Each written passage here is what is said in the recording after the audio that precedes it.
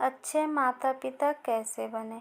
माता पिता बनना हमारे जीवन का सबसे पुरस्कृत व परिपूर्ण कर देने वाला अनुभव है, परंतु इसका अर्थ यह नहीं कि यह आसान है।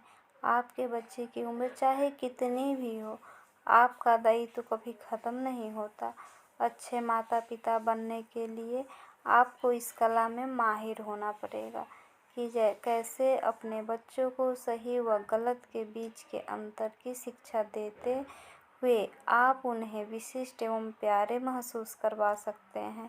अंत में तो सबसे महत्वपूर्ण बात यह है कि हम अपने बच्चों को ऐसी पोषक व सकारात्मक वातावरण प्रदान करें जिससे उन्हें यह लगे कि वे एक स्वतंत्र, कामयाब, आत्मविश्वासी एवं वत्सल इंसान में विकसित हो सकते हैं। यदि आप यह जानना चाहते हैं कि अच्छे माँ बाप बनने के लिए क्या किया जाए, तो नीचे दिए गए निर्देशों पर नज़र दोहराएं।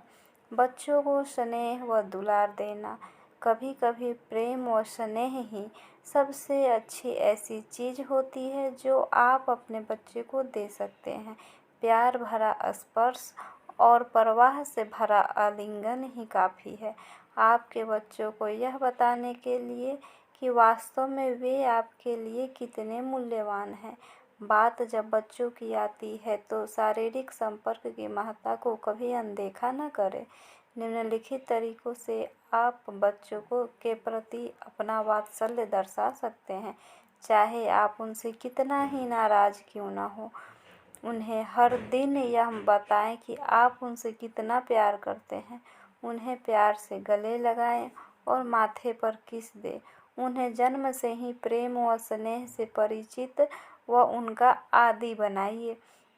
उन्हें बिना किसी शर्त का प्यार करें। अपने बालकों को कुछ ऐसा बनने पर मजबूर ना करें जैसा बनकर ही वे आपका दुलार प्राप्त कर सकते हैं। उन्हें यह बताएं कि चाहे कुछ भी हो जाए, आपका प्यार उनके प्रति कभी कम नहीं होगा। बच्चों की गलतियों पर ध्यान देने से ज़्यादा उनकी उपलब्धियों, टैलेंट और उनके अच्छे व्यवहार पर ध्यान दें।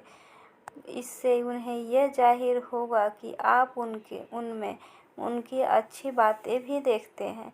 इस चीज़ की आदत डालें कि आप अपने बच्चे को जितनी नकारात्मक प्रतिक्रिया देते हैं, उससे कम से कम 3 गुना ज़्यादा प्रशंसा करें। तथापि बच्चों को यह बताना अनिवार्य है कि वे कहाँ गलत हैं। उनमें स्वयं के लिए सकारात्मक विचार जगाना भी महत्वपूर्ण है। शाबाश जैसे ऊपरी वाक्यांशों से बचें। इसके बजाय वर्णनात्मक प्रशंसा करें, जिससे उन्हें साफ साफ पता चले कि आप सटीक रूप से किस चीज़ की सराहना कर रहे हैं। उदाहरण के लिए, आपने अपनी बहन के साथ बारी बारी से खेलकर बहुत बढ़िया काम किया, या खेलने के बाद खिलौनों को साफ कर उन्हें अपनी जगह रखकर आपने बहुत शाबाशी का काम किया है। बच्चों की तुलना आपस में करने से उनमें आपस में अपने भाई बहनों के प्रति प्रतिद्वंद्विता विकसित हो जाती है। आप अपने बच्चों के बीच प्रेम संबंध का पोषण करना चाहेंगे, ना कि प्रतियोगिता का।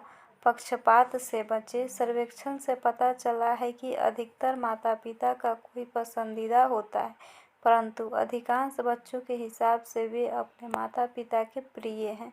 यदि बच्चे आपस में झगड़ रहे हैं तो किसी एक का पक्ष ना लें, बल्कि निष्पक्ष और तटस्थ निर्णय लें। आप चाहे तो दिन का एक समय अपने बच्चों की बातों के लिए निश्चित कर सकते हैं। यह सोने से पहले, नाश्ते के दौरान अथवा स्कूल से लौटते वक्त हो सकता है, पर इस समय में अपना पूरा समय दें। कोई और काम जैसे बार बार फ़ोन चेक करना आदि से डिस्ट्रैक्ट ना हो। यदि आपके बच्चे कहते हैं कि उन्हें आपसे कुछ कहना है, तो इस बात को गंभीरता से लें और सब काम छोड़कर उनकी बात को सुनें, अथवा एक ऐसा समय सुनिश्चित करें जब आप उनकी बात को वास्तव में ध्यान से सुन सकते हैं। जब आप अपने बच्चे के साथ समय बिता रहे हो, तो थोड़ी देर के लिए सभी टेक्नोलॉजी से दूर हो जाएं। अपने फ़ोन को दूर रखें और पूरा समय बच्चे को दें, ना कि अपने व्हाट्सएप मैसेज, फेसबुक को चेक करने के। बच्चों की रुचि के अनुसार प्लेग्राउंड, म्यूजियम ले जाने के लिए दिन निश्चित करें। स्कूल फंक्शन में शामिल हो, उनके साथ होमवर्क करें। बच्चे क्लास में कैसा परफॉर्म कर रहे हैं यह जानने के लिए स्कूल में रखी जाने वाली पेरेंट्स टीचर मीटिंग में जाएं। अपने नियमों को स्पष्ट रूप से सामने रखें। बच्चों को अपने कार्यों के परिणाम का बोध होना चाहिए। यदि आप उन्हें सजा देते हैं तो इस बात का ख्याल रखें कि बच्चों को सजा का कारण और गलती दोनों की समझ हो।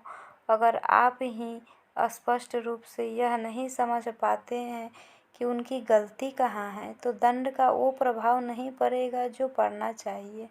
हम भी कभी कभी अपना मिजाज खो देते हैं और नियंत्रण से बाहर हो जाते हैं।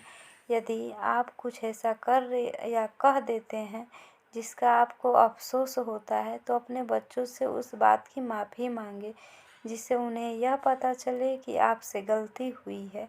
यदि आप अपनी गलती के बाद सामान्य व्यवहार करते हैं, तो वे बाद में इसी को उदाहरण मान उसकी नकल करने की कोशिश करेंगे।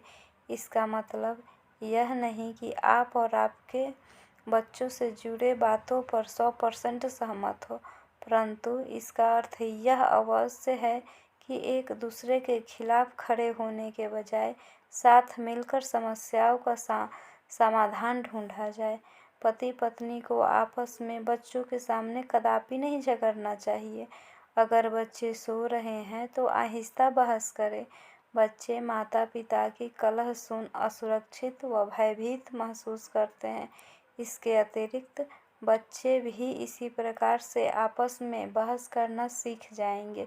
उन्हें यह दिखाइए कि मतभेद को शांतिपूर्ण तरीके से चर्चा करके भी मिटाया जा सकता है। रात को सोने का वक्त भी निर्धारित करिए। ऐसा करने से बच्चों को वास्तव में माता पिता द्वारा किए गए प्यार व परवाह की अनुभूति होती है। वे उन सीमाओं पर बागी हो सकते हैं, मगर अंदर से वे अपने माता पिता के मार्गदर्शन व चिंता की प्रशंसा करेंगे। उन्हें सही गलत का फर्क सिखाएं। अगर आप धार्मिक हैं तो जिसमें आप आस्था रखते हैं उस धार्मिक संस्थान से परिचित करवाएं। अगर आप नास्तिक हैं तो यह पथ अपनाने के पीछे अपना तर्क उन्हें समझाइए। कोई भी स्थिति हो, बस पाखंडी ना बने, नहीं तो इस बात के लिए तैयार रहें कि आपके बच्चे यह इंगित कर सकते हैं कि आप अपने उपदेश का स्वयं पालन नहीं करते। बच्चों को उनकी गलती बताते वक्त दृढ़ के साथ साथ नम्र होना भी बहुत ज़रूरी है। अपनी उम्मीद बताते वक्त क्रोधित होने के बजाय गंभीर होना जरूरी है। सार्वजनिक अपमान से बचें। अगर वे सबके बीच दुर्व्यवहार करते हैं तो उन्हें अकेले में ले जाकर डांटें। प्लीज़ लाइक, सब्सक्राइब, शेयर करना ना भूलें।